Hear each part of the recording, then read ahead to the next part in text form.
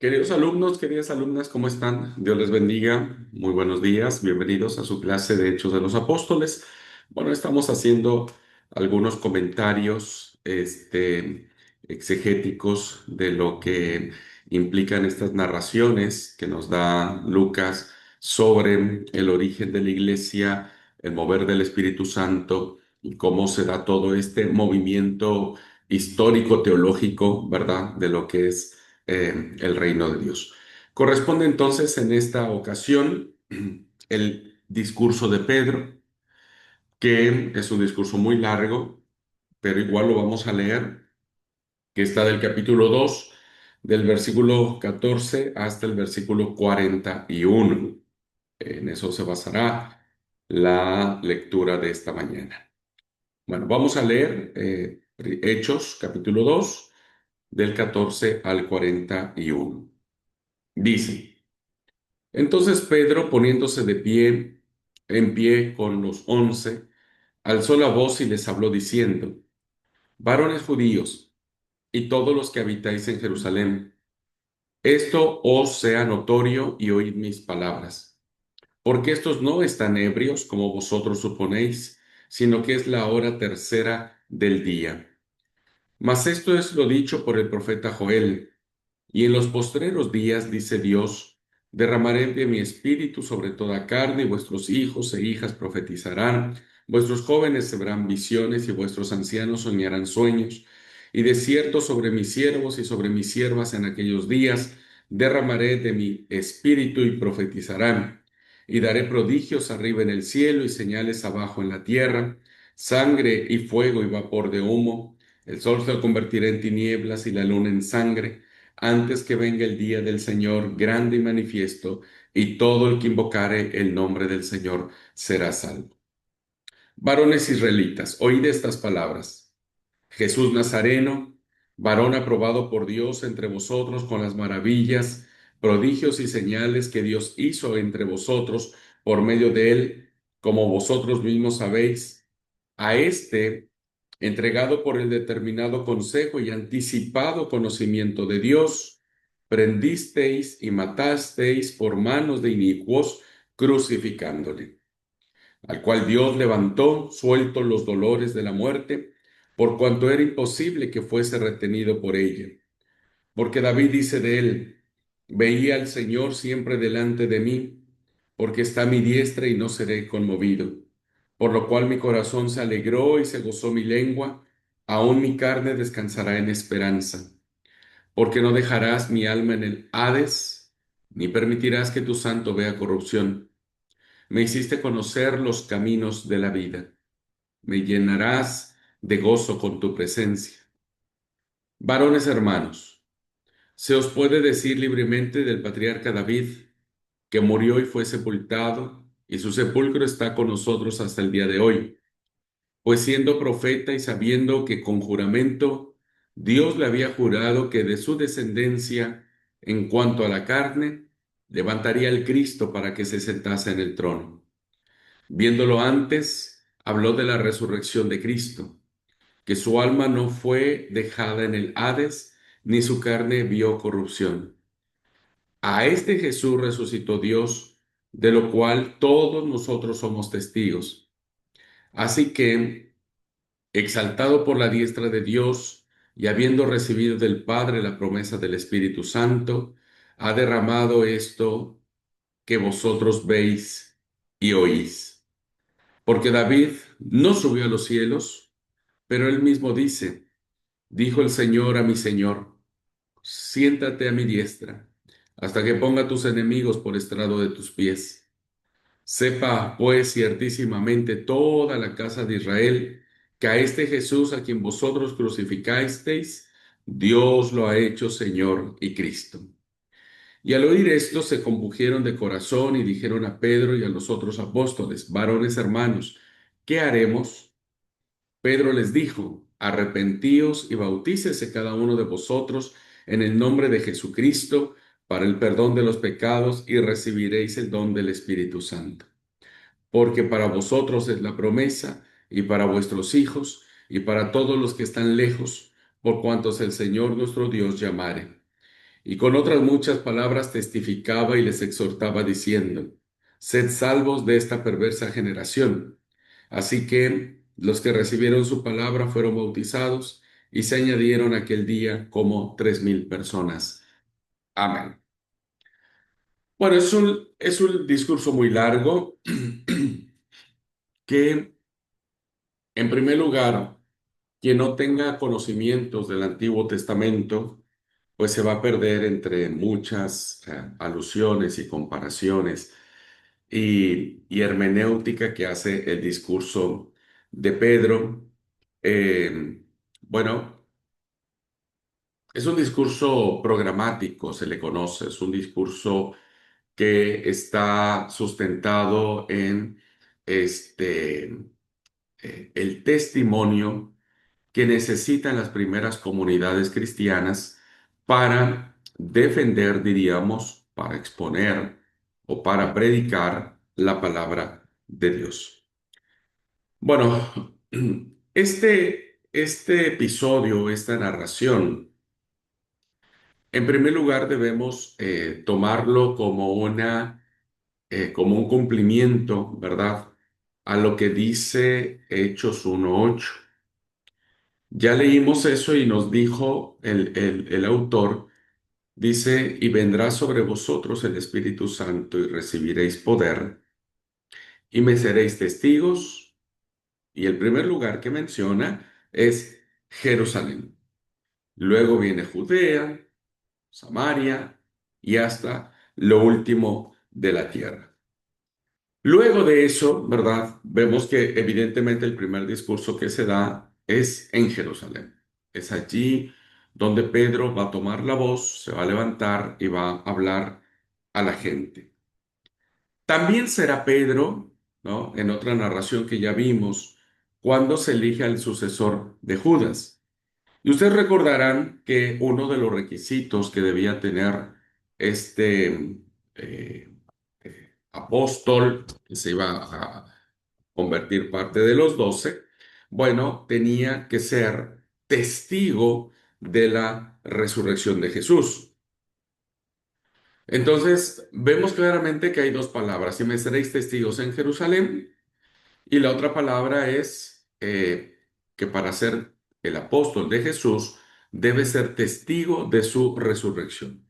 Así que lo que hemos leído no es otra cosa más que el discurso de Pedro donde queda confirmado que el propósito del mensaje cristiano está basado en el testimonio de la resurrección, porque la resurrección es el punto principal.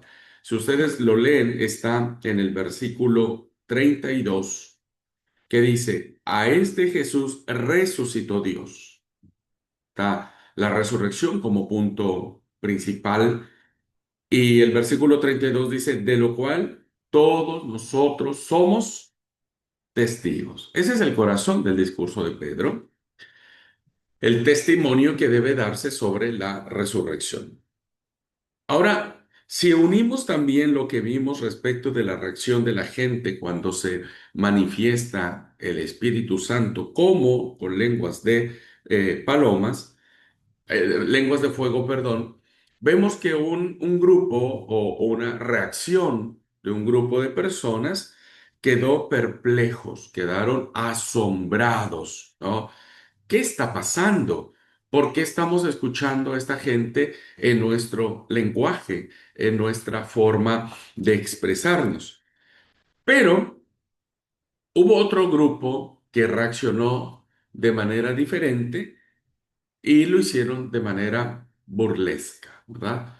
Se burlaron de los apóstoles diciendo, están borrachos, ¿verdad? Están ebrios. Sus palabras son ininteligibles para nosotros. Así que, este, eh, a esta reacción de burla y a esta reacción de asombro que tienen los grupos que miran la llegada del Espíritu Santo, Pedro va a pronunciar este discurso. Ahora, fíjense cómo el autor en estos primeros capítulos le está dando una prioridad importante a la figura de Pedro, ¿verdad? ¿Por qué no se levantó Tomás? ¿Por qué no se levantó Jacobo? ¿Por qué no se levantó Simón el cananita? Etcétera. El texto dice, y levantándose Pedro, ¿verdad? Y puesto en pie, acompañado de los 11, Pedro lleva la voz cantante, decimos, porque la figura de Pedro fue una figura muy importante, muy relevante para el cristianismo. Fíjense, este libro se está escribiendo en los años 80, donde Pedro ya murió. Pedro tiene alrededor de 20 años que ha muerto, ¿verdad? Pero aún así su figura sigue siendo clave para el establecimiento del mensaje del rey. Así que cuando Pedro se levanta, no hace otra cosa más que eh, leer un discurso, perdón, no leer, no se escribía nada, sino pronunciar un discurso, ¿verdad? En el cual, en primer lugar, va a defender que no están borrachos. Y entonces el texto que hemos leído dice, judíos y vecinos todos de Jerusalén. Sabedlo bien y prestad atención a lo que digo, ¿no? Hay un discurso muy puntual. Llama la atención a sus oyentes y lo hace primero explicando. Estos que ustedes miran, y esta palabra estos parece ser que se desliga de él, porque Pedro, si se hubiera él incluido, entonces diría, nosotros no estamos ebrios. ¿Significa que Pedro no recibió el Espíritu Santo? No, Pedro lo recibió, pero Pedro va a hacer un discurso único, ¿verdad? En representación de todos. Entonces dice, estos no están ebrios como ustedes piensan. No se burlen de eso, pues es la hora tercia del día. Y la hora tercia, queridos alumnos, no es otra cosa más que las 9 de la mañana. No sé en qué cultura podría empezarse a beber muy temprano. Bueno, el que tiene problemas de alcohol, evidentemente sí, pero como un signo cultural, por lo regular, la bebida alcohólica se toma en el almuerzo y de ahí hasta la cena, ¿no? Pero no a las 9 de la mañana, cuando tenés el estómago vacío. Entonces, no están ebrios, sino, y aquí viene algo interesante, Pedro va a citar al profeta Joel. Al profeta Joel que ya platicamos en la clase pasada, ¿no?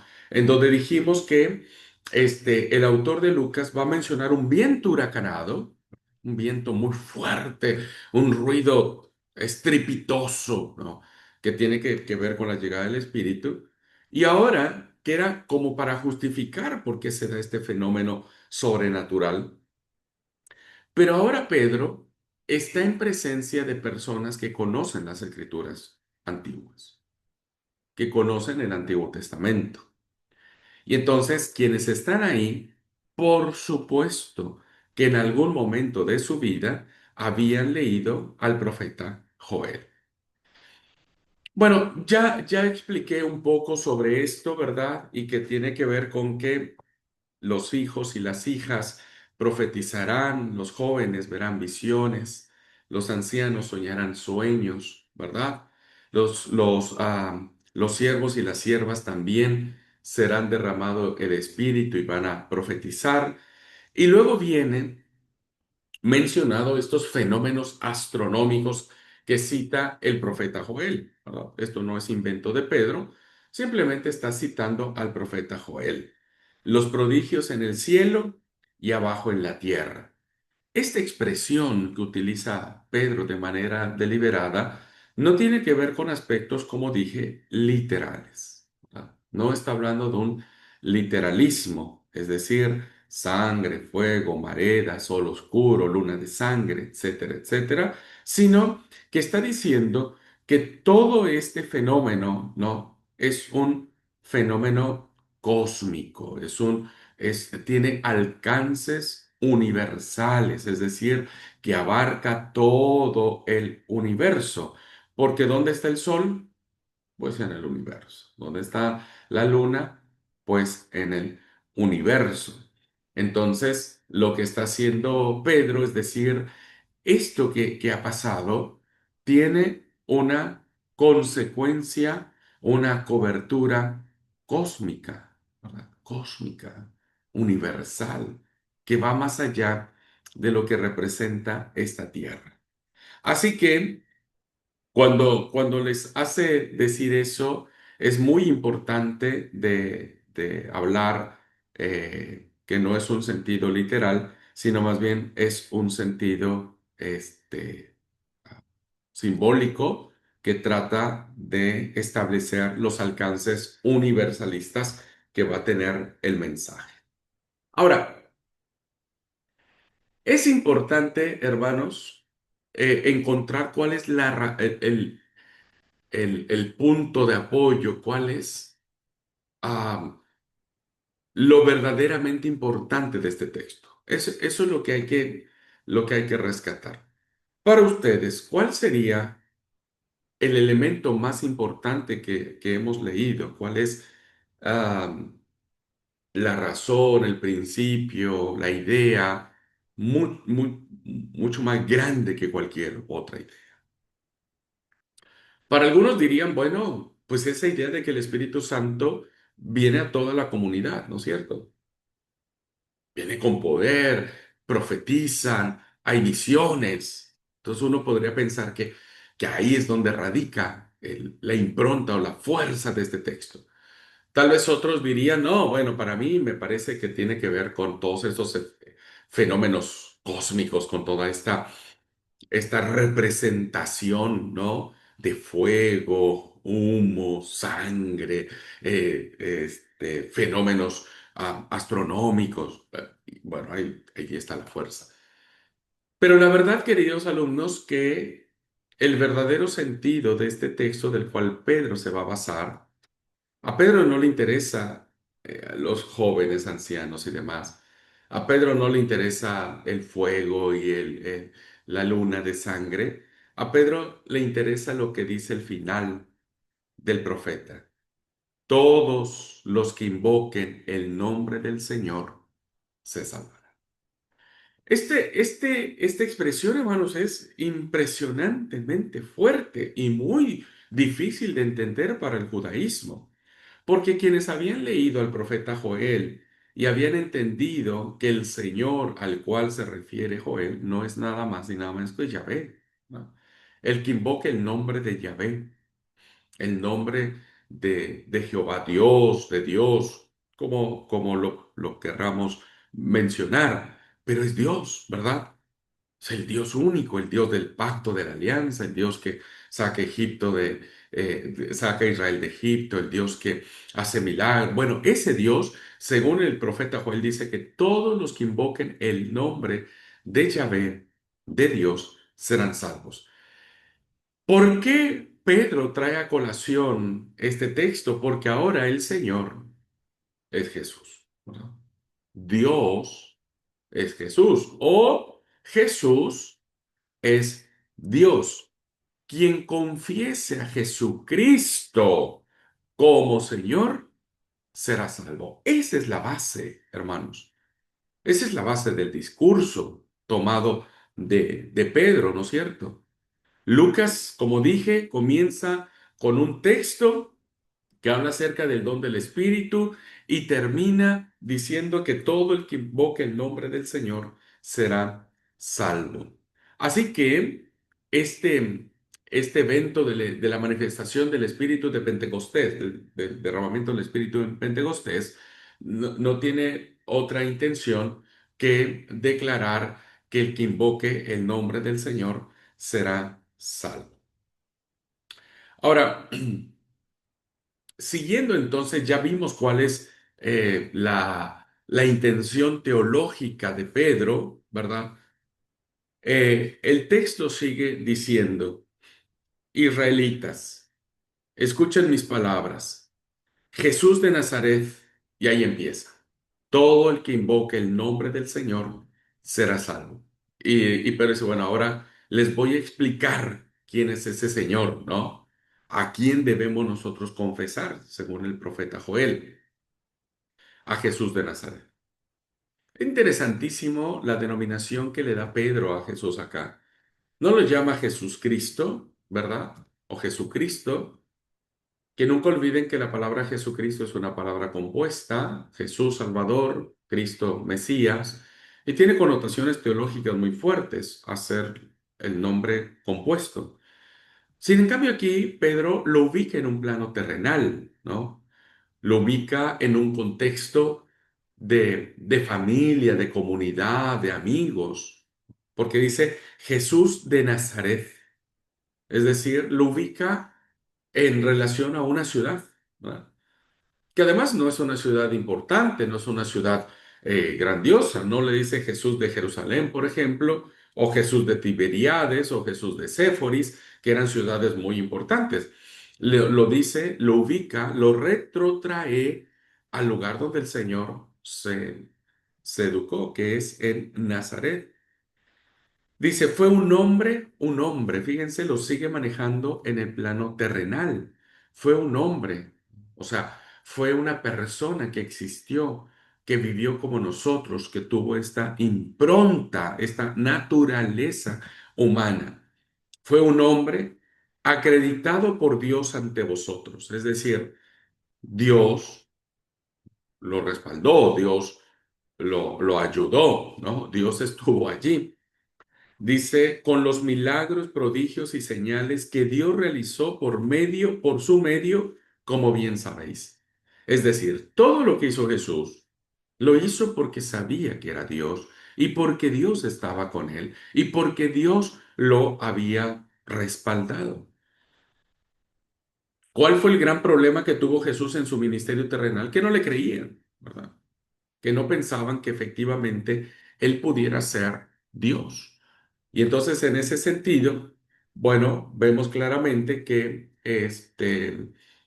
Pedro termina diciendo Dios lo respaldó. Bien, y sigue en esta misma línea. A este, entregado según el plan previsto por Dios, lo crucificaste por mano de gente sin ley y le diste muerte. Aquí hay algo interesantísimo, hermanos. ¿Quién realmente planificó la muerte de Jesús? Y contestaríamos, los judíos. Algunos diríamos, los romanos, que fueron los que lo crucificaron. Pero fíjense cómo Pedro, ¿viste? Le atribuye a Dios el hecho. Ujú. Entregado según el plan previsto por Dios. O sea, Dios planificó esto.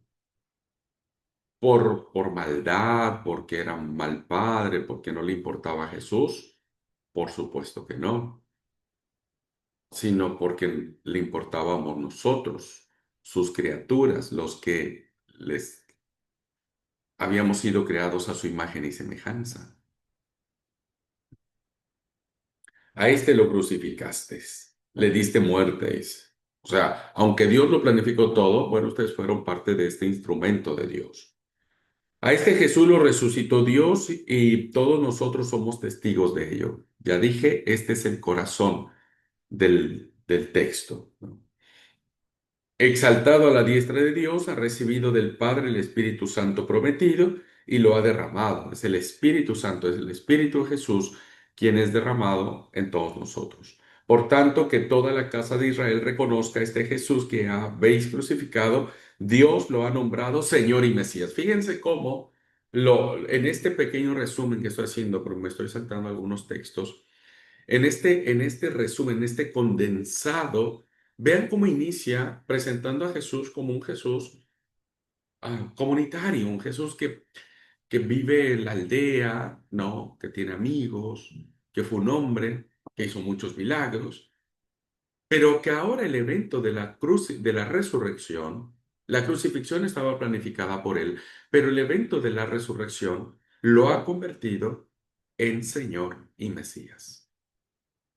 Y ahora tiene sentido el por qué Pedro utiliza la profecía de Joel para decir, y todo el que invocare el nombre del Señor será salvo, ¿no? Será salvo. Así que ahora lo convierte en Dios. Ahora Él es el Mesías. Ahora le dice Jesús Cristo, ¿verdad? Ahora lo exalta, ahora le da un papel importantísimo, ¿no? Entonces, ¿cómo resumiríamos en breves palabras este concepto? Jesús fue un hombre muy bueno y poderoso a los que judíos lo mataron, pero Dios lo resucitó y ahora lo ha glorificado, ¿no? Ahora lo ha glorificado. Y algo interesante que leímos entonces del texto es que eh, el propósito del Espíritu Santo es que Jesús primero lo recibe, recibe el Espíritu del Padre y luego lo derrama sobre nosotros, sobre nosotros. Y eso es interesantísimo. Ahora es Jesús quien derrama el Espíritu Santo sobre nosotros. Juan, muchos años después, escribirá el Evangelio y dirá que el Espíritu Santo fue recibido a los discípulos en el momento de la muerte del Señor. Ahora, esto está muy lindo, esto está muy bien. Nosotros lo podríamos creer, ¿no? Pero un judío, ¿no? Necesita pruebas. Necesita pruebas de que lo que le está diciendo Pedro es correcto. Entonces, Pedro dice, ok, ok, las pruebas que ustedes necesitan son pruebas escriturales. Así que hay que demostrar que Dios resucitó a Jesús. Pero la pregunta sería, ¿cómo lo podemos demostrar? ¿O cómo Pedro lo está demostrando? Así que eh, a un judío se le convence con las escrituras, porque bueno, están muy apegados al tema de las escrituras antiguas. Así que, ¿qué hace Pedro?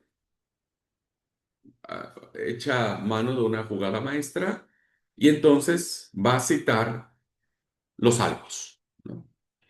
Curiosamente, la tradición desde ese tiempo, atribuye el salterio o el tema de los salmos a David.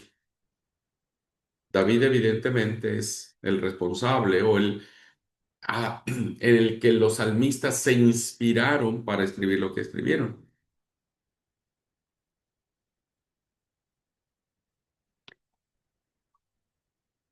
Entonces, no son palabras de alguien desconocido, son palabras, Pedro va a usar palabras de alguien al que se le va a dar la oportunidad de que a través de su descendencia llegara el Mesías, porque recuerden que la teología que tenían los judíos es que el Mesías llegaría, ¿verdad?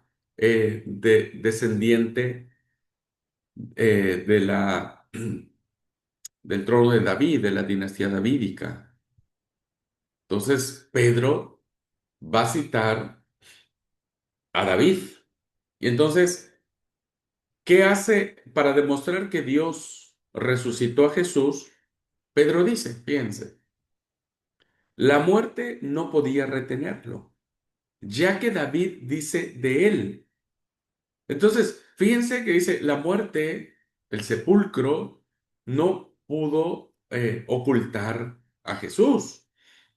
Y entonces dice, David dice de él, es decir, de sí mismo, según el Salmo, ¿viste? Pongo siempre delante al Señor, con él a la derecha no vacilaré. Por eso se me alegra el corazón y goza mi lengua y mi carne descansa esperanzada, porque no dejarás en la muerte ni permitirás que tu devoto conozca la corrupción. Me enseñaste el camino de la vida, me llenarás de gozo en tu presencia.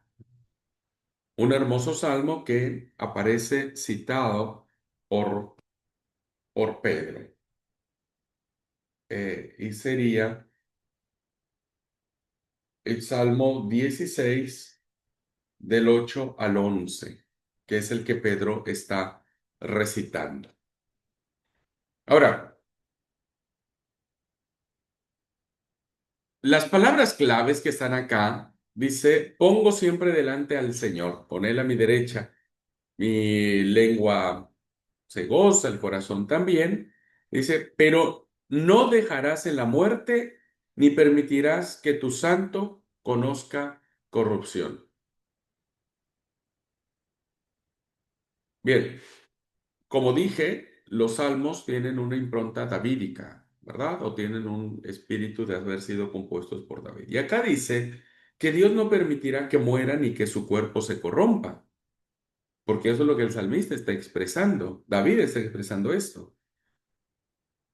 Por consiguiente, lo que dice el salmo tiene que referirse a otra persona, el Mesías. ¿Por qué? Porque simplemente David murió, ¿no? Y no fue resucitado. Y Pedro lo aclara. Dice, miren, aquí nosotros leemos que David está diciendo que no va a permitir Dios que su santo lo deje en la muerte ni que vea corrupción.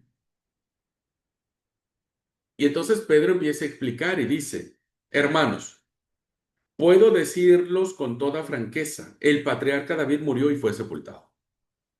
Se murió y está sepultado y su sepulcro se conserva hasta nosotros hoy. O sea, él no resucitó.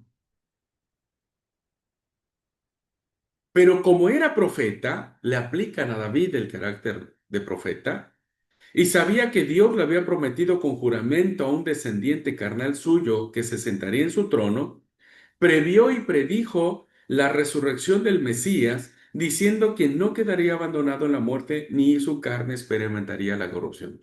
¿Ven qué hace Pedro?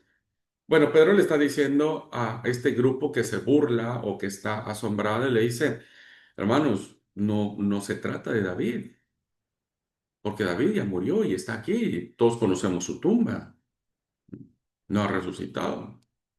Sin embargo, David como profeta le atribuye aquí como que David sabía algo en el futuro, nunca supo que Jesús iba a ser el Mesías, pero Pedro dice, él previendo esto, dijo, bueno, el que va a descender de mí y que será el Mesías, no puede ser abandonado en la muerte, ni su carne experimentar la putrefacción, ¿no? O la descomposición natural del cuerpo. Entonces, qué es lo que está haciendo Pedro? Bueno, si no fue David, entonces se está refiriendo a otra persona. Y adivinen quién, dice Pedro, adivinen quién.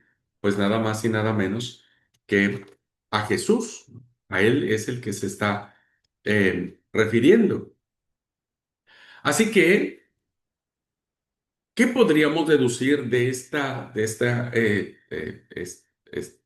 defensa? Perdón, hermanos. Siempre juego con el anillo y Bere me dice que algún día lo voy a perder. Bueno, ¿qué podríamos decir esto de lo que Pedro está diciendo? ¿Cuáles podrían haber sido las reacciones que tuvieron los judíos cuando escucharon la cita de David? Bueno, algunos judíos podrían haber dicho, está bien, yo acepto que el Mesías resucitará, pero no acepto que Jesús resucitó. O sea, está bueno. Ponele que David está hablando de otra persona. El Mesías va a resucitar. Pero eso no significa que Jesús resucitó. Sin embargo, cuando Pedro dice, a este Jesús lo resucitó Dios y todos somos testigos de él. La fe cristiana se basa en el testimonio. Es decir, si le dice Pedro, si ustedes judíos ya concedieron la razón o concedieron que se está refiriendo a otra persona y no a David este pasaje, entonces nosotros testificamos que ha sido Jesús levantado de entre los muertos, ¿no? Muy bien.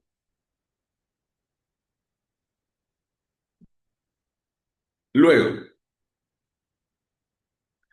eh, está bien, dijeron, bueno, ya está, vamos a creerles, pero seguimos como que no entendiendo mucho las cosas.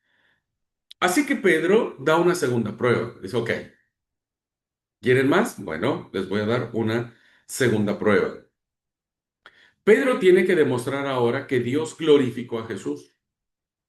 Primero, la primera prueba fue demostrar que Jesús, que quien resucitó a Jesús fue Dios. Y por eso cita el Salmo.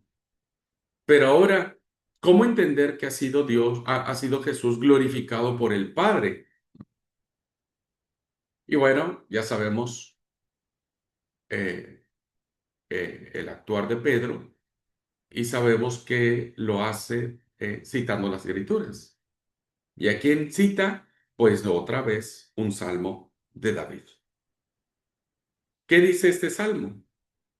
Dijo el Señor a mi Señor, siéntate a mi derecha hasta que haga de tus enemigos estrado de tus pies. Siéntate a mi derecha. Dijo el Señor a mi Señor. Los dos están en mayúscula, la palabra Señor. Es decir, que Yahvé le está diciendo a alguien que tiene su misma sustancia, ¿no? Que también es divino. Y en este caso es Jesús. Así que de nuevo estas palabras tienen que referirse a David. Si muchos piensan que este salmo se le atribuiría a David, entonces diríamos, bueno, estas palabras se le atribuyen a David. O, como dijo Pedro, si no es David, entonces tiene que referirse al Mesías, al Hijo de Dios. Y entonces les explica Pedro, le dice, miren, David no subió al cielo, ni está sentado a la derecha de Dios, está enterrado, sus huesos están aquí, no ha resucitado, entonces no se trata de David. Consecuentemente, se refieren al Mesías, se refiere a Jesús, ¿no? Así que Pedro da por sentado que las escrituras antiguas dan estos dos elementos fundamentales. Jesús fue resucitado por Dios y Jesús fue glorificado por Dios y que ahora está en la divinidad, subió al cielo. Por eso el libro de Hechos inicia con la escena de Jesús subiendo al cielo, arrebatado por una nube. Ujú.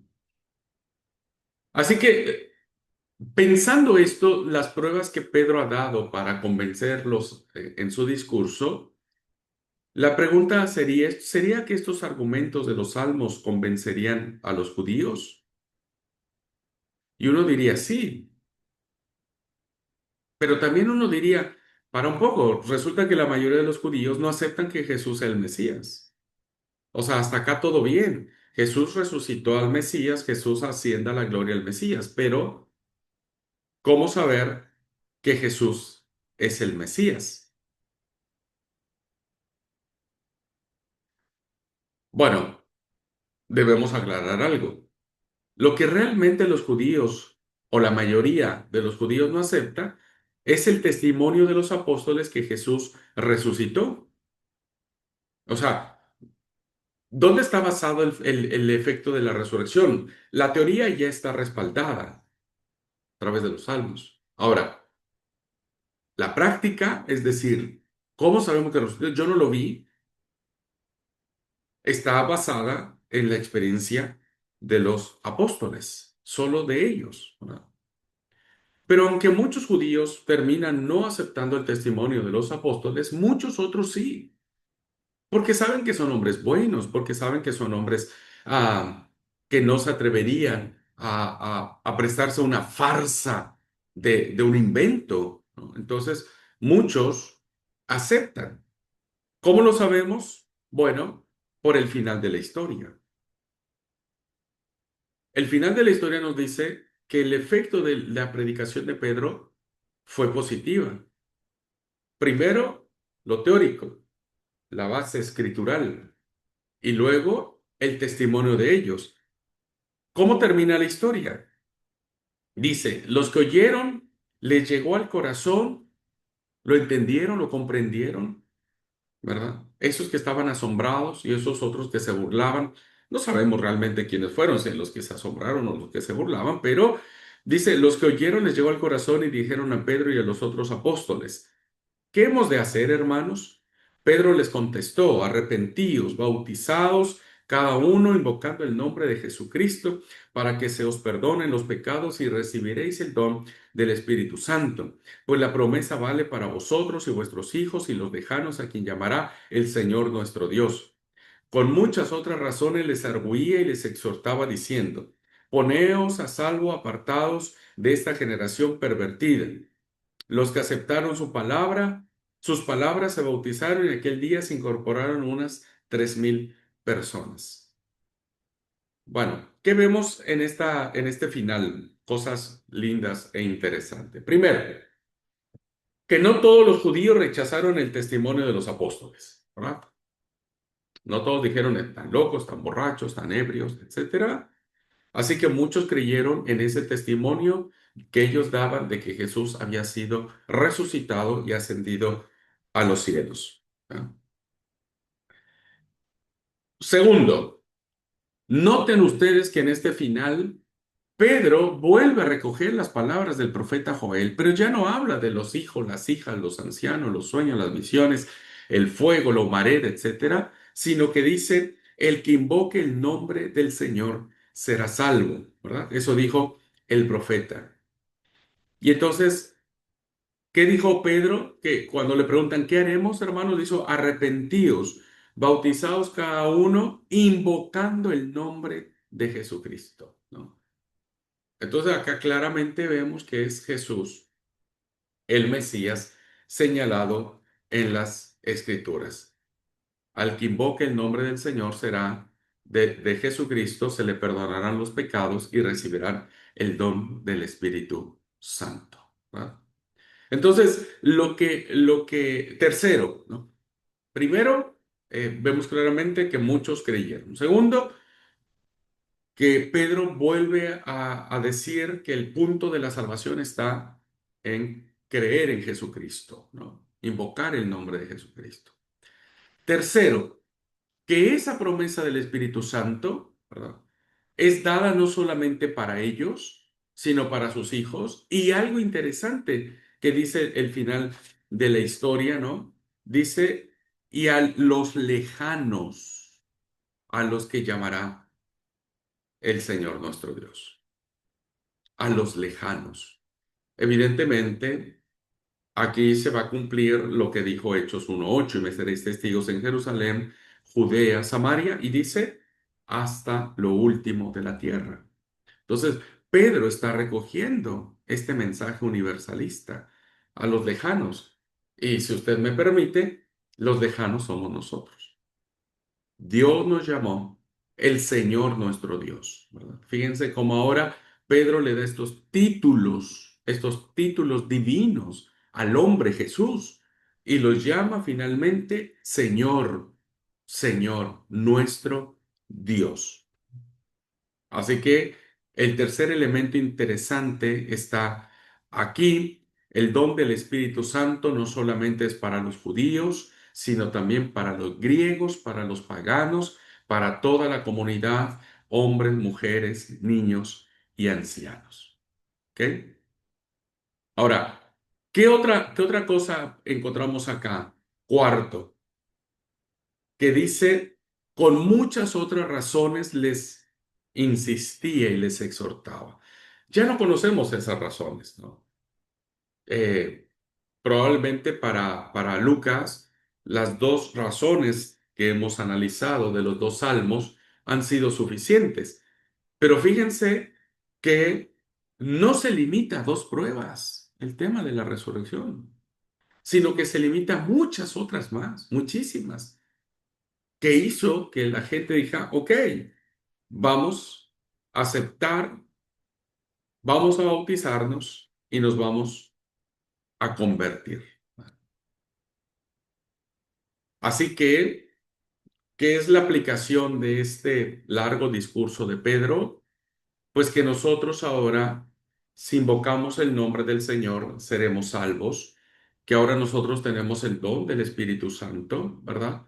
Y que ahora el Señor perdona nuestros pecados y que nosotros ahora nos convertimos en testigos de la resurrección. Así que habría que encontrar las formas importantes, las formas necesarias para lograr ser testigos de Jesús. Testigos de Jesús. Así que con esto nosotros terminamos de analizar este discurso de Pedro. En la próxima clase vamos solamente me va a dar para comentar el capítulo 2 de los versículos 42 al 47 que tiene que ver con la primera comunidad. Y después de eso, ¿verdad? Llegamos solamente hasta el capítulo 2. Después, el trabajo final que ustedes van a desarrollar va a ser un trabajo de investigación, de exégesis, de hermenéutica en donde la plataforma les voy a dar las opciones de los relatos que ustedes tienen para elegir.